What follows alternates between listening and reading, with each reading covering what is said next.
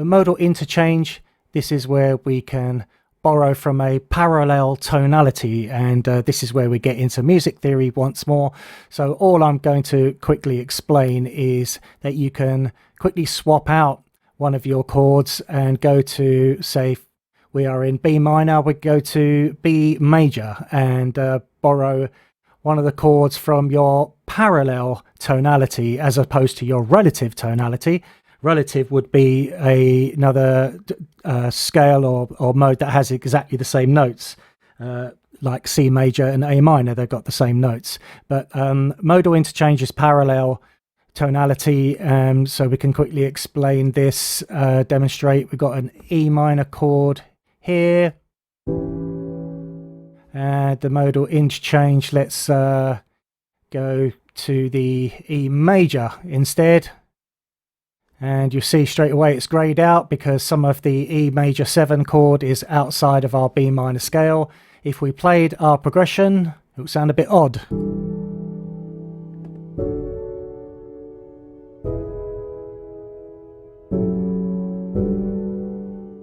See, it sounds great, but it's just not quite right, is it? Especially going out of the E major 7 into the next chord there. So it's just a case of experimenting and using your ear, not worrying about the musical theory so much. I certainly don't.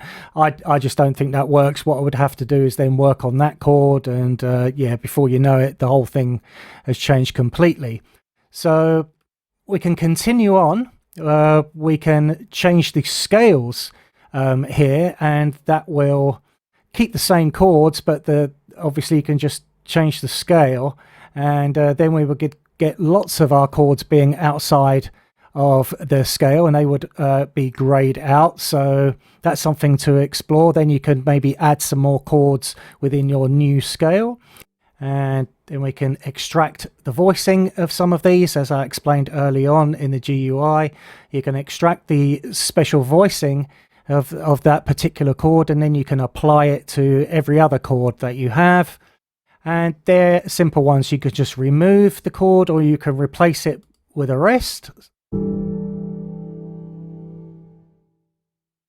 Of course, that doesn't make any kind of sense with what we've got at the moment. And then you can just press play and preview that one chord, that's pretty redundant. You can just click on there. So we just have 2 main features left, and we go back to the way we create our progressions for these, and they are these 2 drop-down menus here. Now, when we build up our progression, I still do it by ear, just choosing what sounds good, but the beauty of this drop-down menu here is the choice of chords that it gives you.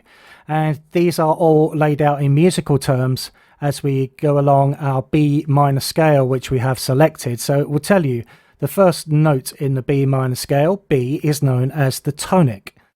Okay, and the second is known as the supertonic, which is the C sharp.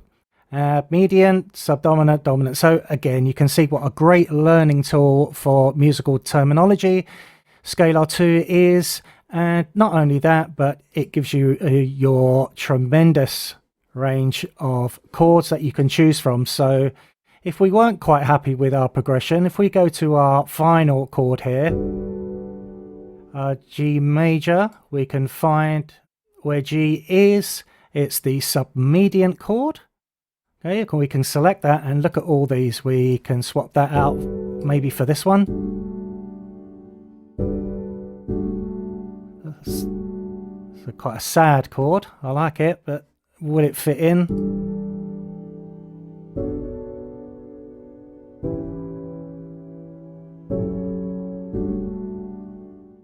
Yep, doesn't really work, but what we're doing here is really no different from the way a songwriter will sit down at a piano or a guitar and will just try different chord progressions. That's all we're doing. It's just, using our ears to do it and finding out what works best. It really is a fantastic tool. I love it. I can sit for hours and come up with really nice chord progressions that, I'd never be able to do just by sitting with a keyboard.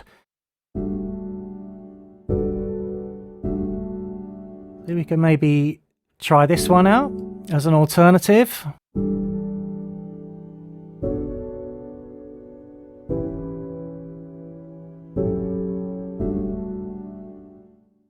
Yeah, maybe, you know, you could end your song with that little chord surprise change there right at the end. So you can see, I hope you can see how fully featured Scalar 2 is. I mean, look at the sheer number of different chord options you have.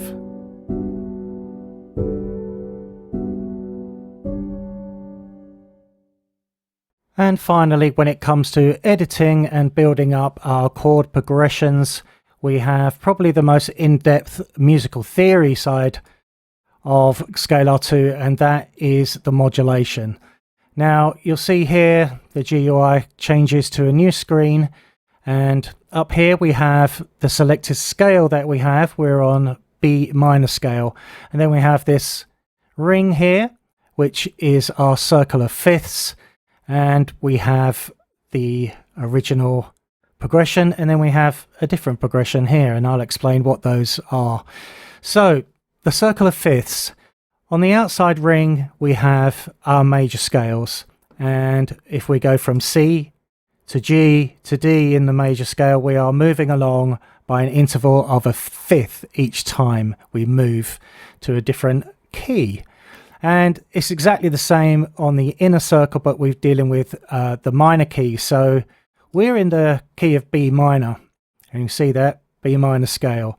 So if we wanted to move down the circle of fifths, we would go down a fifth to the E minor.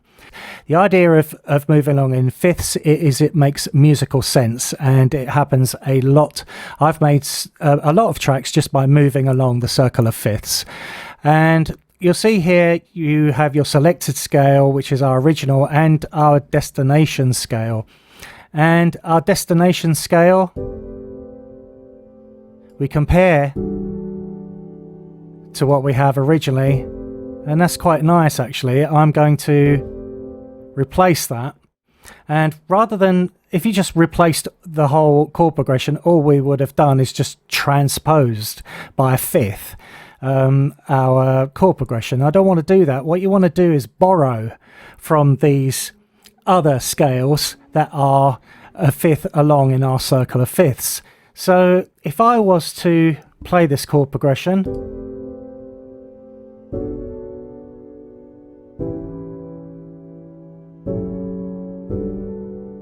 okay, now it adds a real edge to it. It's something just a bit weird about it. Now if we were to drag that, and maybe, you know, this could be a breakdown in the track, and you know, instead of having this repeated progression, we could maybe borrow that chord from that E minor scale there, and let's see what that sounds like. We would have to turn the bass off, which we've got off because obviously the bass is not changing, so let's just quickly play it without the bass.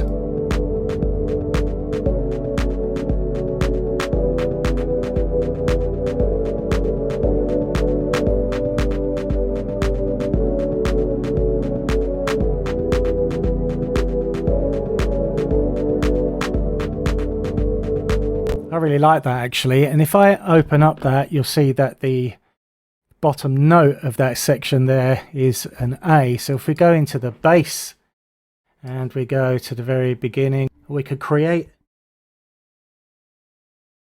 a duplicate, and then we can maybe move these to an A, and that should work as well.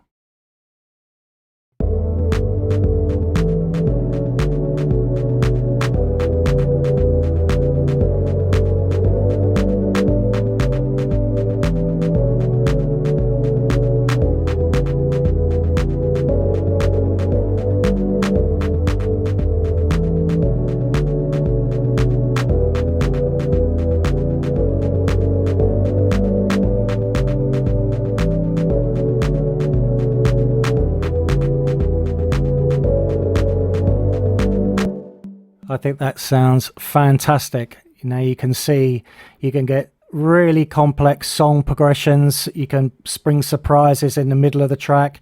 Modulating along the circle of fifths is something that everyone should get into. I love them. I think they sound great. You can see here, you know, we've made it sound really complex now. I mean, that's really jazzy, and yeah, I'm really pleased with that. So that demonstration leads us to just one more thing to explain about Scalar 2, really, and that is its audio detect feature, and quickly going to explain that to finish off with.